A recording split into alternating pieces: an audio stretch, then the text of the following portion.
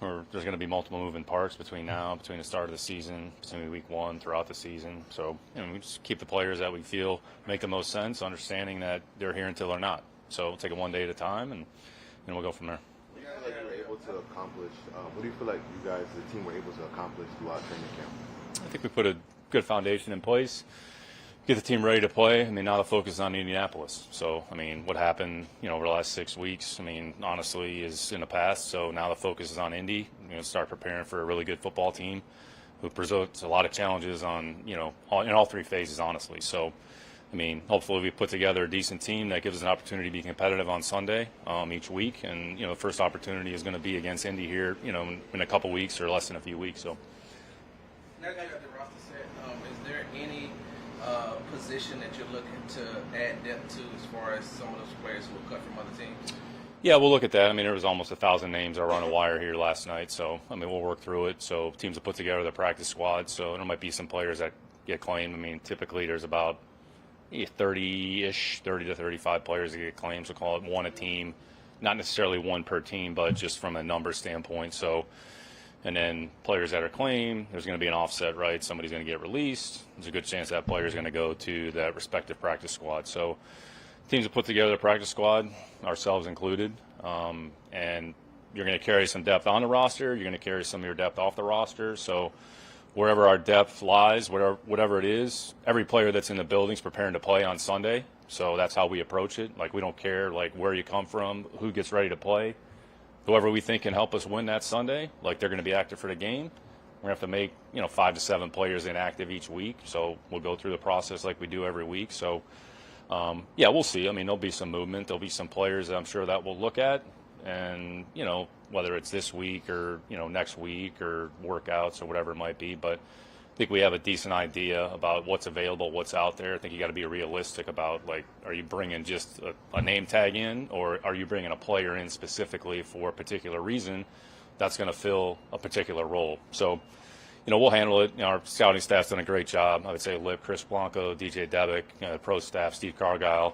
They've done a great job of going through the league, coming through their teams, knowing what's available, what's not, what's on rosters, what's going to probably be on practice squads, what are our opportunities. So if there's something out there that makes sense, we'll look into it. If there's not, then we won't. How did the emergency quarterback rule being vetoed alter how you're thinking or how you constructed the roster? Yeah, I think that whole story is basically a non-story. We knew this in March. It's no different than last year.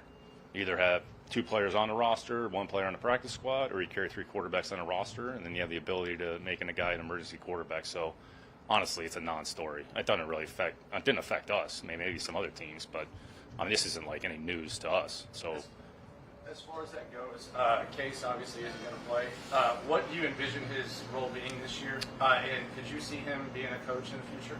It's a good question, man. You probably got to ask him about the coach part, but Case has been a good player for this organization for a long time. His leadership, his toughness, his intelligence. So it's unfortunate that he's not going to be able to play football this year. So, hopefully he's around the team and around the building. He can be an asset to the team, to that room. So a lot of respect and appreciation for Case, what he's done, not only over the last year or so, year and change, but over the course of his career. You're talking about a guy that wasn't drafted, that's basically made it, 12, 13 years, whatever it's been. So it's a credit to him. So it's unfortunate, difficult situation. I'm sure there's a lot of emotion involved relative. I don't want to speak for him, but as far as what he does moving forward, ultimately that's going to be his choice. But I think whatever he decides to do, he's going to be really good at it.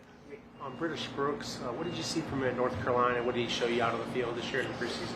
Yeah, consistent, dependable, tough, good size, good playing strength, smart, can handle multiple roles offensively and in a kicking game. So, British just shows up, doesn't say much, and does his job, which, the more people like that we have around here, the better for everybody. So, he's earned his opportunity. He's earned his way onto the team.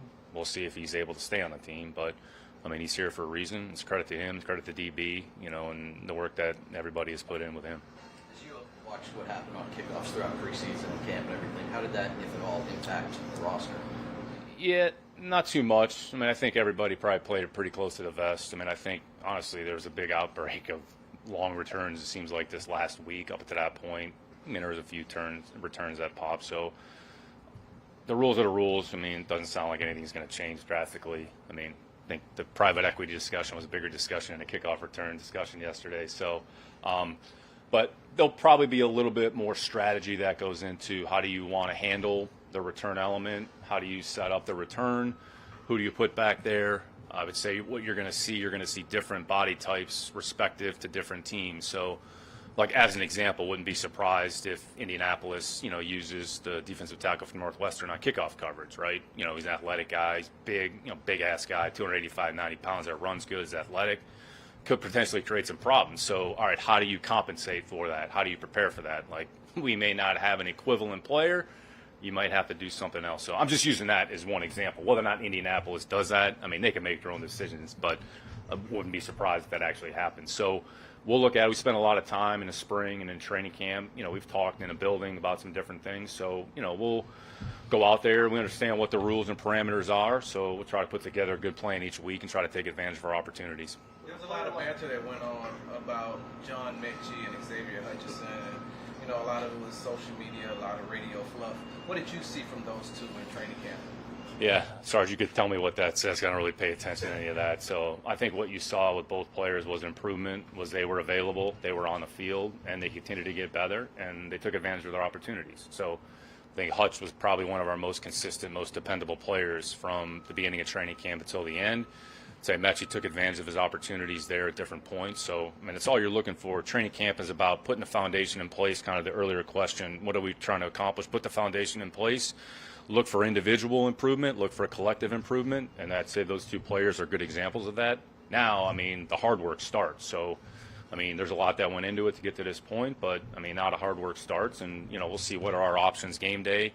What's the role? How can we use them? It's not just about offense and defense. It's about the kicking game as well. So that goes into a lot of discussions that we have, not only daily and weekly, but D'Amico has with Frank and Bobby and Matt on the defensive side of the ball. So, those two players are great kids. They work really hard. They care a lot about football, and they've went out there and they've improved. So we'll see where that goes from here. With a player like Noah Brown, did availability just finally catch up to him?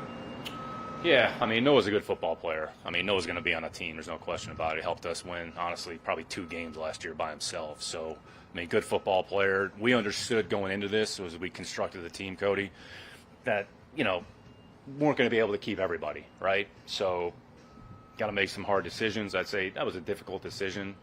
So, we kept the players that we felt right now that could help us the most. I'd say Noah, certainly part of that discussion. In the end, we just made the decision to move on, but I have a lot of respect for Noah. He's probably one of the toughest players that we had on this football team.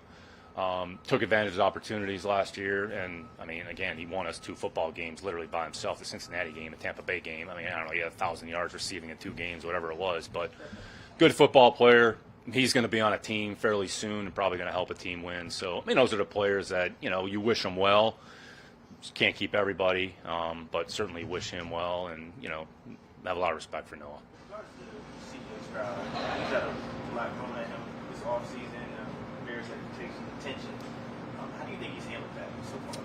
Yeah, I think in the end, you just got to keep the focus on football. I think he's been able to do that. So, now, the offseason's over, basically. So, with the regular season's here, now it's what are you doing on a day-to-day basis to get ready for the next opponent, which in this case, Indianapolis, which, again, going back to an earlier discussion, this would be one of the best fronts we face all year. So, really good front. 2 of the best linebackers, arguably in the league. I'd say speed's probably underrated. Nobody talks about speed. Everybody talks about Zaire. Rightfully so, because he had 150 tackles last year. So we got a big challenge in front of us with Indianapolis. So I think the focus now is on football. Whatever happened in the offseason. Look, players deal with a lot of stuff during the offseason. And, I'd say CJ's handled himself very well. He's very mature. He's very professional. But in the end, the focus is on football, because in the end, a lot of that stuff that comes along with being a good player, the opportunities that you get, are a result of what you do on a football field. So in the end, the focus always goes back to football, and I think that's where his focus is and where the rest of our team's focus is. Damian didn't have a ton of production in the preseason. What did you see from him that allowed him to make the roster, and how much did special teams play a role? Yeah, we look at everything. It's practice, it's games. Some guys get more opportunities in games than others. Some guys get, opportunities in practice. I would say the joint practices, the teams use that sometimes as almost another, I would say, scrimmage or game, if you will. So Damian's been available. He's been out there. He's been productive with his opportunities in practice. Limited opportunities in the game. But, I mean, we're glad he's on the team, so we'll see what his role is moving forward. Ultimately, it doesn't matter what I think or what D'Amico thinks. It's what the player does with the opportunities, and then the players are going to determine how big of a role they do or do not have on a week-to-week basis. You said before the season started, you said before training camp started, that it was going to be hard to make this team. When you look at players like Kamari Lassiter and Kalen Bullock, when you're out here observing, what did you see? Yeah, 2 young football players that we think can help us win. So, I mean, I think they've been very consistent going back to the spring. I mean, I'd say I know a lot of people might be surprised about Kamari Lassiter. I mean, the least surprised people are the people in our building. I mean, starting with myself and D'Amico. So, this guy's a good football player. I mean, go back and watch any film you want to watch at Georgia. I mean, played against the best people, very consistent, same things that we've seen. So, we're glad he's here. I'd say CB's done a good job. CB's got playmaking ability. He can take the ball away. I mean, even a play he made against, was it Pittsburgh or whatever it was, I mean, middle of the field, it wasn't an interception, but not too many players can get to that ball. So they're 2 good young players. They're 2 really good kids that care a lot about football. So, you know, we'll see. Hopefully they can help us win some games, and if they can't, then, you know, we'll find somebody else. You know, when it comes to making some cuts versus availability, even though they might have some guaranteed money, or just, you know, if they're not available, just letting them go. Like, what's kind of that balance of, like, looking at the roster and the contract construction versus the actual reduction on the field? I'd say the contract is probably, like, the least of our concerns. Like, the contract's a contract. So we're not making decisions based on somebody's contract. We're making a decision based on the information that we have, what we see on the field, and what we think is best for the team. So, I mean, the contracts, I would say the amount of time we spent on that, like, that's more of a March discussion. So what goes on at training camp, I would say it's de minimis. Akers, remarkable comeback. He's torn his Achilles twice before. Comes in here, doesn't look like that's ever happened before.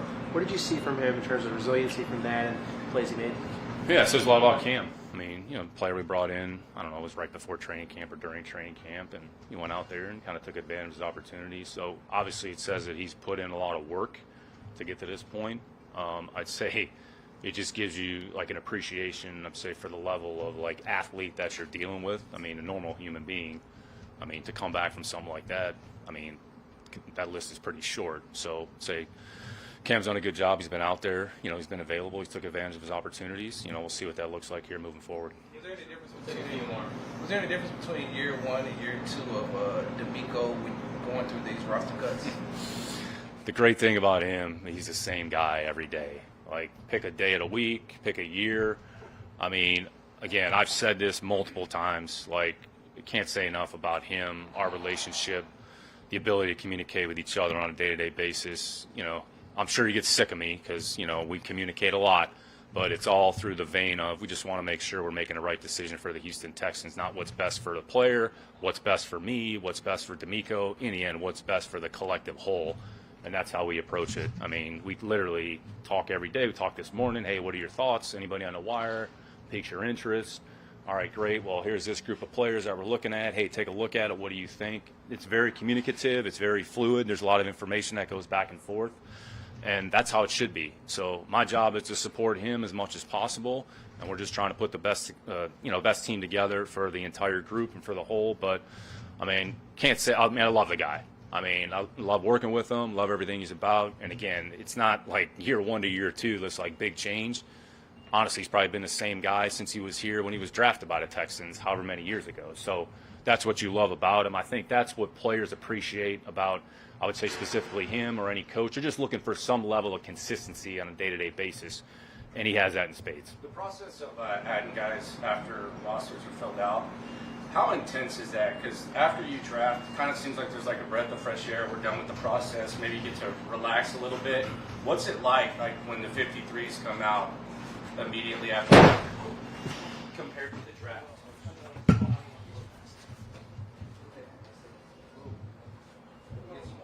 Yeah, let's get medical.